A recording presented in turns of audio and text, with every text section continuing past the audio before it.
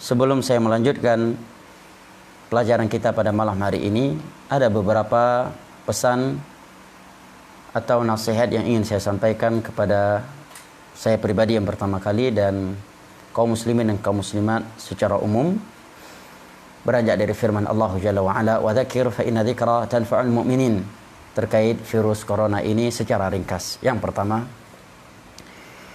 hendaknya kita selalu memperkuatkan iman kita kepada takdir Allah Jalla wa Ala, agar kita tidak dihantui dan berada di dalam keterpurukan karena kegelisahan dan kepanikan yang berlebihan. Yang kedua, hendaknya kita selalu bertawakal kepada Allah Jalla wa Ala. Definisi tawakal itu, kata para ulama, adalah sidqul i'timadi 'ala Allah 'azza wa jalla fil umuri kulliha. Adalah kejujuran hati dalam menggantungkan segala urusannya kepada Allah Jalla wa Ala. Hendaknya hati kita selalu murni dengan ketergantungannya kepada Allah Jalla wa Ala. Dan Allah Jalla wa Ala berfirman, "Wa may yatawakkal 'ala Allahi fahuwa hasbuh." Dan barang siapa yang senantiasa bertawakal kepada Allah, maka Allah akan cukup untuknya. Yang ketiga, hendaknya kita melakukan sebab-sebab yang syar'i, seperti menjaga doa dan zikir-zikir yang telah warid di dalam Al-Quranul Karim dan sunnah Rasulullah sallallahu alaihi wasallam yang sahih. Ya, seperti zikir setelah salat 5 waktu, zikir pagi petang dan yang lainnya. Di antara sebab syar'i pula yang selain ritual ibadah adalah melakukan tibbun nabawi yang Nabi sallallahu alaihi wasallam anjurkan, seperti meminum habatus sauda, di mana Nabi sallallahu alaihi wasallam bersabda, al-habatus sauda dawa li kulli da. Habatus sauda merupakan obat untuk segala penyakit illal maut, kecuali kematian. Meminum minyak zaitun, sebagaimana minyak zaitun merupakan salah satu dari tibbun nabawi, watin wa zaitun, dan hadis-hadis serta ucapan ulama Islam terkaitnya di dalam pembahasan tibbun nabawi. Meminum madu, ya, karena Nabi SAW bersabda, asyifa fi thalathah, obat itu ada pada 3 perkara. Di antaranya Nabi sebutkan syurbatul asl, minum madu. Dan tentunya ketika seorang minum madu, ya, hendaknya dia memperhatikan beberapa hal. Yang pertama, apakah madu tersebut, ya, asli. Yang kedua, dengan kadar yang diserahkan kepada ahlinya. Juga melakukan bekam, ya, seperti yang Nabi SAW bersabda, asy-syifa'u fi thalathah. Di hadis yang sama, obat ada pada 3 perkara. Di antara yang Nabi katakan adalah al-hijamah, melakukan bekam. Dan Nabi SAW sendiri telah melakukan bekam.